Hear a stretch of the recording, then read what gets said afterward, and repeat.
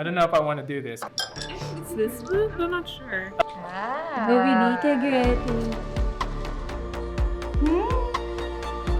Is it safe? Gantihan na lang.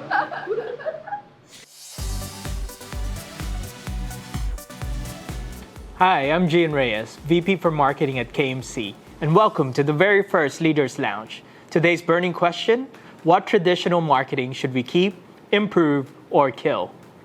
Meet our panel: Kat Gonzalez, co-founder and COO of TKT Machine from Web3 and FinTech; Suzzy Gubatan, CEO of Rumble Royale, who built the Philippines' biggest gaming community; and Kae Carandang, Assistant VP at JCB International from the banking world. They'll share their insights while playing Sushi Roulette. Every answer comes with a piece of sushi, but some of them are hiding a wasabi bomb that'll test how well they can think under fire. Let's see whose marketing wisdom survives the heat. Okay, thank you guys for coming. As you can see, we do have the sushi here for you guys. And we also have some stuff here if anything happens. But thank you for joining us, Kat, Kay, Suzy. Thank you very much for inviting. Yeah, of course. So your background is crypto and blockchain, obviously. So what I want to know is, when you're marketing crypto and blockchain to Filipinos, do you usually go through traditional channels because it builds trust, or do you feel like it makes you feel less innovative? I think for crypto and blockchain, the meetups, like the IRL events, still matter a lot because people want to get together, they want to have a sense of community. So that would be the most traditional channel I think that works. Definitely, people are not used to paid ads actually in crypto. Right. Yeah. So if you're marketing a token and you have paid ad, that kind of comes off as scammy. So Well, there's been a few. yeah. So trust is it's interesting to how to build trust in crypto. Just because there's a lot of scams out there, so people are very aware of that. It's not really traditional, I would say. You would go through KOLs a lot. Right. So thought leaders that have the trust of their community, that can endorse a certain platform or certain token. That's kind of how you build trust. So community, KOLs, and to a certain extent, face-to-face event. Yeah. Now, I wanted to ask about that KOL part because there's also been some controversies, obviously, with Tom Brady and things like that. KOLs who have sort of espoused certain crypto brands, which I will not name. Yeah. So do you still think that will be effective at this point? I think celebrities are it's different from what I would call KOL. So there's a lot of celebrity endorsements that have happened in the past maybe 3 years. It's less authentic or less Web3 native than going through like a KOL that actually comes from the space. So people have learned to discern. Yeah. But then again, in the Philippines at least, we're not at a point in time where you have mass adoption yet. So it's a very tight-knit community still, even though, we're one of the largest adopters of crypto in the world. Is that right? Yeah, we are. We're always in like the top 10, top 15. But it's still not there in terms of like mass market adoption. Yeah. Since we're talking about KOLs, and I am looking right at you, Suzy. You're obviously from the gaming world, so Yes, I'm also KOL. So can traditional advertising even reach gamers like you anymore, or have they completely tuned out everything that's not like native content? At some point, it can reach pa din. So there are different target market. If it's class A, B, C, it hits but the target. But I think gaming kind of like cuts through all that club, right? There's people in class A that are avid gamers, probably can afford better setups. And so what do you think the battle for attention is? Like, how do you win in that battle for attention? Us as also agency, in terms of experience agency, we mix it in terms of we do billboards at the same time. Yeah. Online marketing to promote, like, yeah, we're on billboard, so or newspaper. So it hits pa din. And before we all take one of our sushis, I know you guys are really excited to do it. So, okay, you're in banking. So I know traditionally in banking, you still do a lot of traditional marketing like billboards, news, media. Do Do you still feel like you need to go heavy on those to get people to trust you with their money? I think right now times have changed. It's different now. I mean, our target market, the generations act differently. We have different behavior. We have different profile. So in terms of that, I think that traditional advertising is not as applicable as before. When I was young, what we're doing right now is that we're utilizing KOLs as well. I think it's no different from the gaming industry. We need something that is relatable to the audience, and that's something that resonates to them. Yeah, for billboards, yes, still, because like for example, for the big banks that I've worked in, they're still utilizing it because they think that it's still effective. But we're slowly changing it. Right now, we're utilizing KOLs in order to relate to the people. So before we were very traditional, just focusing on billboards, flyers. But yeah, I think that's not the case anymore right now. Right now, we're slowly adapting to what's in right now, like the influencers, as long as they're credible. Oh, like to add lang din, kasi ang ginagawa na right now ng mga brands is yung KOL, yung ginagawa nilang nasa billboard. Tapos KOL will promote to their community. Yeah, I've seen that. Yeah, there's a lot of Yeah. So it's almost like an omni-channel campaign. You'll have it in different touch points. Yeah, so it's not heavily on traditional anymore. It's mixture na. Like she said, like it's slowly adapting to online space. Now I guess it's the moment we've been waiting for. You can pick whichever sushi you want, except that one. Because that one's mine. This one. You have this one. Okay? I was gonna pick that one. Oh my gosh, this upside there's a lot of wasabi. Okay. I love Should we- salmon. So Should we cheers? Salmon. Oh, I should have Cheers. ordered all. Cheers, guys. Cheers. Here we go. Let's do this. I don't know if I want to do this because I can already see all the wasabi on the side. This is definitely it. Thank God I did not get that. To my staff, I hate you guys.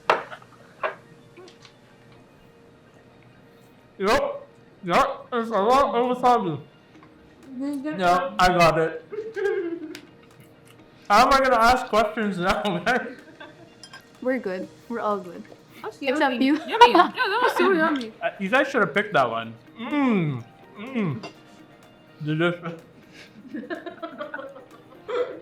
For this round, as soon as you answer the question, you're on your own and picking the sushi. Okay. Fintech companies are still partnering, obviously, with traditional banks for credibility. Do you think that's still going to be the case in a couple of years, or does that kill your disruptor image? I think for fintech, I would distinguish between fintech and blockchain or crypto companies. So for fintech companies, I think it still makes sense because when you're introducing a new brand to the market, you want to have trust, right? Because you're holding people's money at the end of the day, or you're giving them loans, right? So in that sense, it's still kind of relevant to partner with banks or traditional financial institutions. It strengthens actually your credibility rather than kind of putting people off. But for Web3 and crypto, that's not the case in the Philippines right now, because there's a lot of public dissatisfaction with the regulated crypto platforms actually, because they feel like the services are not at par with the international companies. So actually, it can hurt you if you're like one of the more established players locally here. The crypto native people don't really care so much about regulation and being, seen as credible because you're partnered with banks. They care more about, can I access better services or, trade with more leverage or, have access to more liquidity when we're trading on the platform. So it's interesting. It's different, right? Two different markets. Yeah, no, liquidity is kind of one of the biggest issues in crypto at the moment. But I think with that, we're up for another sushi. Okay. We're going to get full by the end. I'm going to try a salmon now. Because I got it looks safe. It looks pretty safe. Safe. Oh Lord. So, okay, obviously credit cards and loans still use very traditional approaches. Younger Filipinos, are they sort of responding to that, or do you feel like you mentioned there's some changes in the playbook, but do you think there's a need for a complete change? So what we've noticed is that we should always do content that really resonates to them in order for them to be able to like concentrate on the promotion that we are offering. In terms of the playbook, not really a 360 degree. So I think traditional is still there, like the billboard and all. But in terms of digital content, we should change that. We actually recently we changed our strategy. In instead of doing static ads, we're now doing reels because that's an ad that really Well, the algorithm rewards you with it, yeah. right? So that's what catches the attention of the viewers. It's kind of challenging. You have to mix the traditional and the current situation in one ad, which right now we're trying to do. So we're still keeping the traditional ones, but we're now doing more of the Facebook reels, the animated advertisements, because that's something that really attracts the viewers. I guess that is a challenge, right? Because you want to be relevant and you want to be fun, but there's certain brand guidelines that you just can't cross. Actually, that's very challenging because when you're in the financial industry, as much as possible, you want to, you still have to have that parang seriousness in your ad. Yeah. You know, advertising a bank, Yeah. example, this ex-celebrity. You can't ask him to dance. Yeah. Like, for example, dance budots or dance something that is irrelevant. It kind of not matches with the branding of the bank. So you have to be relevant, but at the same time, you have to put a serious note on your ad. So it's marrying both is kind of challenging, but that's what we have to do now. We have to keep up with what's in. So Yeah, I've noticed that as well. Like, there's obviously a lot of like new digital banks coming out, and they're still going with that sort of trustworthy image. They usually just get your attention with higher interest rates and things like that. There's So, no differentiation actually. Agree. It's really tough. so now, Kate, time to choose wisely. Can I choose for you? How much you trust Suzy, right? She's already Started like when she That's how we mixed it up. I'll That's how we mixed I'll get it from Oh, here. there-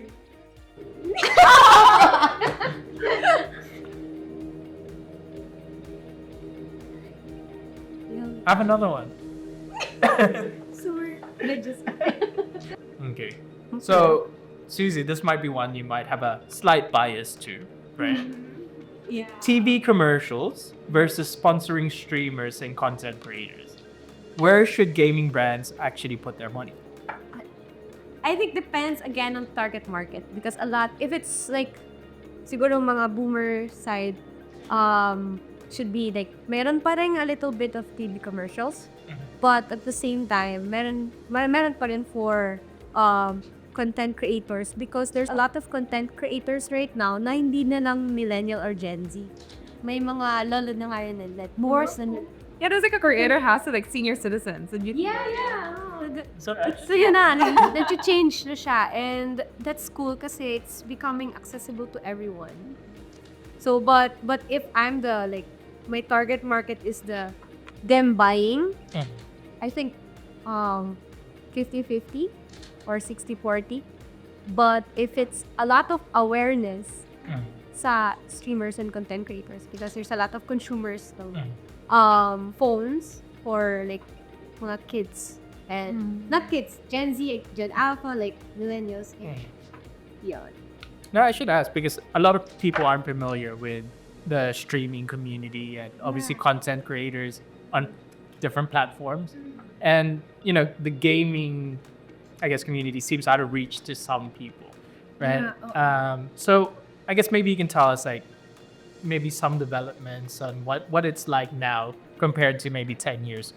Well, cool question because I was in gaming 2013 pa. And right now it's 2025. Like that.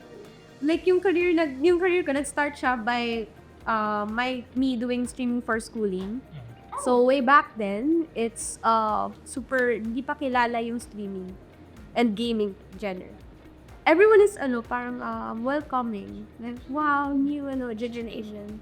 Especially nung nag-pandemic because walang choice yung tao kundi aralin yung internet and like mag-adapt sa internet. Nag-go din yung GCash because of that. Di ba natuto tayo sa transaction na online. So doon na nagkaroon na-force tayo mag-evolve. Naging open yung mga tao na gaming exists for us. Not just yung physical sports game. Kasi before I fully full-time maging gaming. I'm parang my game talaga before was chess. So I was from traditional game, like online games. Very welcoming yung community. Please pick one with wasabi. Choose for you. I don't know if I can. Gantihan na lang. Okay. I don't know. I feel like I'm very bad at this. Guys, pray for me kasi I can see my... Can I... Yeah.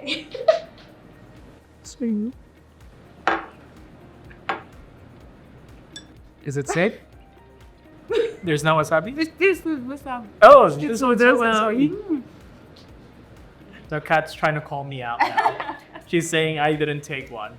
But can somebody pick for me? Because the last two I picked have been... You think this one is wasabi? There is. There is.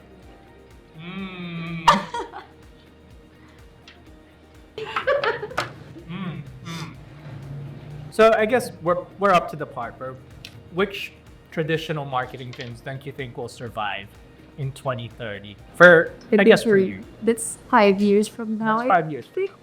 Flyering, I think. Flyering. Flyering. Right now we're cutting on that as well. We think it's just additional cost for us because whenever you receive the flyer, you just throw them away, especially in the malls. So really, thank you. Even like in conferences, like you get something. And then I'll read it after. I don't know. It depends on the person also. Yeah, that's... I'll send all my flyers to you. So there's use for the flyer. Yeah, actually, because as mentioned, Gen Zs have no patience anymore in reading, and they're not used to holding something. So unlike us, the Gen Y and the Gen X, we're used to holding, writing, so they're more used on viewing. So I think flyering is something that won't be utilized anymore. Brochures, flyering. So more of the funds in advertising, I think, will be in digital advertising. So that's Facebook Reels. Eventually, I think the banks will also utilize TikTok. Right now, not a lot of banks are utilizing TikTok because of the content, but it's what's in right now. I think that's it. Something that is tangible. So more people have smartphones already. Yep. The Gen Zs will eventually get older. So they're used to digital ads and they're used to viewing videos instead of reading. In terms of the type of posts, so there are different types of posts like Facebook Reels, the static ad that I mentioned earlier, the animated ads. I think the static ads will be gone also. We will be more focusing on reels and ads and videos because people nowadays like to see relatable content. They want to see what's really authentic or real. That's how you really sell your product or sell the whatever product the bank is selling to the market. So digital advertising will be the king, I think, in 2030. Okay. Yeah. So we'll save some trees. I guess. Agree. Yeah, I want some spice now. I feel like this one has the spice. Sige, let's get that. Nobody can get it. Wala.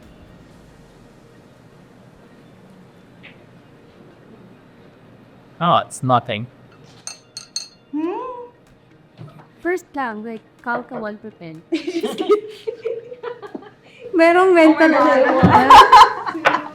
You asked for it. I saw it in the corner. It's really spicy! Pretty good, right? Delicious.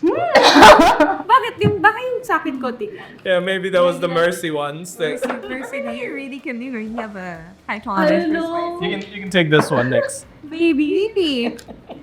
Suzy, maybe I'll mix it up a little bit. Not really about gaming. Like, what traditional marketing do you think people are underutilizing at the moment? Like, do you think they should be using more of? In this generation, attention, you want to make it interesting. So what we do is we make it interesting for them to keep.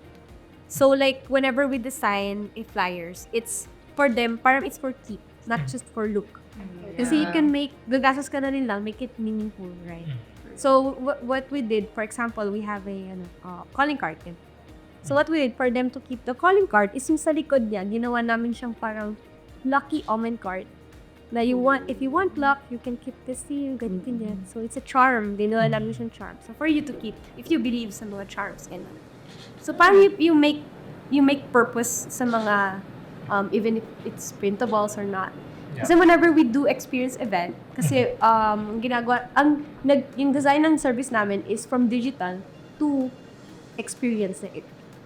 May experience ng mga tao, like player journey, ganun. So, what we do is for them to make it memorable na I went here. Ginagawa namin mga gamers, we collect yung mga printables na we have. Kasi as gamers, like nakikita namin out there na this is my memory for this event. So, whenever you have yung mga tags, lanyards, or whatever, ganyan, we collect them, put it into album kasi it's a memorabilia. Really? Yeah. So, parang minsan, like, for 3 years of my existence sa gaming ganyan, or any event, I collect all of my lanyards, my like, my event experience kasi you'll never know. Like, maybe that's just me. Pero this is me. It's my word. This is not in behalf of gaming, but this is just me. No, I mean, you've got a lot of experience. You literally design this experience. Yeah, so whenever din we print t-shirt, ganyan, lots of fans out there, like sa mga influencers, dadalhin nila yung like, ticket nila of the event, and then punta sila sa idol nila, and papasay nila. That's naging meaningful na siya. Yeah. I really like that. And I think the same thing. Like, I think events definitely are going to play a much bigger part moving forward. But I like also your point about every touch point being a little bit more meaningful and a little bit more curated to really add to that experience. Kaya kanina mo pa nasasabi yung target market. Kasi that's the next question after whenever you make a campaign, you just don't just, like make a campaign. Kasi anyone right now can make any campaigns, but you want to know, kung ako yung target market ng campaign na to, what do I want to receive? What do I want to feel? Ganon. Actually, about flyering, that's very interesting. Yung doing flyering that is very meaningful. Yeah. I think the difference is that for the bank, they have promo period for campaigns. Like, this is for September 1 to September 30 only. That's why flyering is not that, we don't invest so much right now because it will get outdated after a month or two. So I think it's good to have like flyers that are very meaningful, but it's hard in the bank because it will automatically be outdated in a few months. So I think it's good. It's really good for events actually. But For campaigns. for the campaigns, yeah, It's hit or miss din siya. correct. I think like in events, I've seen like very cool merch or like cool giveaways. Then there was one where it was like a vacuum, but just for the desktop, like for small stuff. Very small yun. Like those like interesting things, Yeah. right? But like in crypto, they don't even use like calling cards anymore. So it's just like scan a QR with your Telegram. Like some people even print it all on their T-shirt. There's like, just scan my shirt and then, add me on Telegram. All right, so you're going to be lucky again this time? Yeah, I'm not gonna, like, intention. I'll eat salmon today. I have a curious question, guys. Ano yung like mas prefer niyo? Tuna or salmon? Salmon. Salmon. Gusto nang tignan. At least spicy tuna. Like the spicy tuna. That's good. It's really fatty tuna, like the otoro type of tuna. So, yeah. But usually the salmon is fattier. That's why I go with. You get that nice fatty. So, Kat, you're the only one who hasn't gotten one. I know. I feel like. I feel like you should purposely get choose for one, you. just to fit in. You know, no peer pressure or anything, but we've all had it. No pressure. You're about to start a new venture, right? TKC. Yeah. So first, tell me a little bit about it, and then I guess I want to ask, what's your marketing plan to launch your GTM, your go-to-market? Yeah.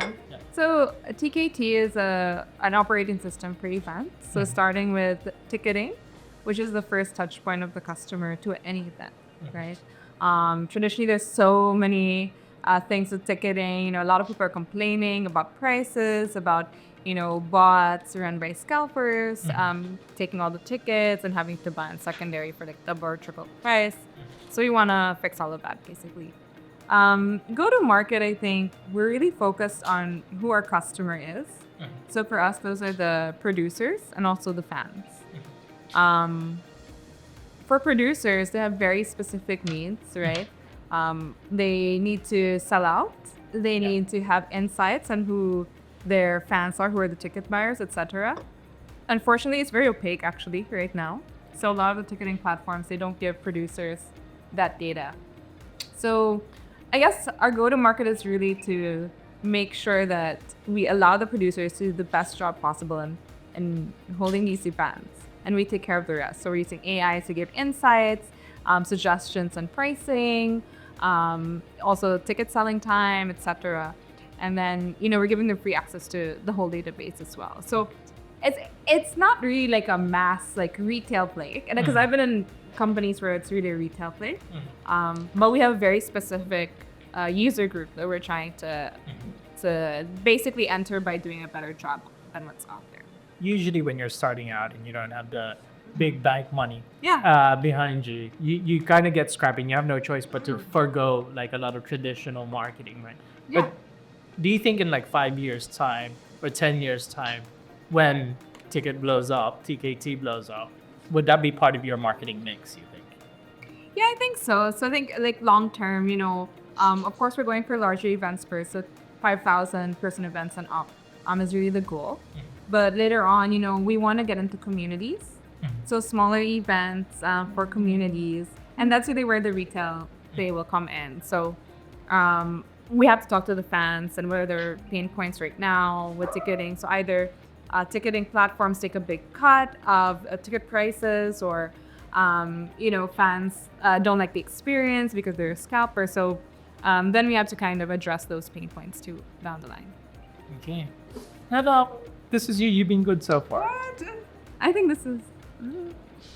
I think this one. Let's see. I'm pretty sure. I don't know.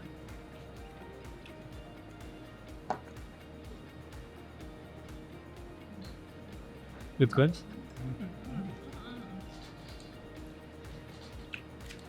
So, Kat. But yung position niya is Oh my god. Ice cream. Diba? Oh yeah, we've got everything. It's good. Well, thank you so much for joining us again, guys. I hope you had a really good time. I think at the end we weren't even dodging the wasabi. It's almost like a rite of passage, right? So just to wrap up, I guess what we're looking at is there is still a place for traditional marketing in your marketing mix, but you need to spice it up a little bit, right? And maybe add some personalization. In terms of big cultural moments, like ads that we used to have, it kind of revealed our ages, like because those moments don't really exist anymore. Like even when we watch, I guess the Super Bowl ads, it's no longer, oh my God, did you see that ad last night? So hopefully that can be brought back. But I think the biggest takeaway here is, I think we're all seeking something more real and authentic moving forward. So the way we can utilize that as marketers will be the way forward, I guess, up to 2030. So yeah, that's my wrap up. Thank you for watching Leaders Lounge. Thank you guys. And that's it from the spicy edition of KMC Leaders Lounge. Which take did you agree or totally disagree with? Drop your thoughts in the comments and let us know what we should tackle next.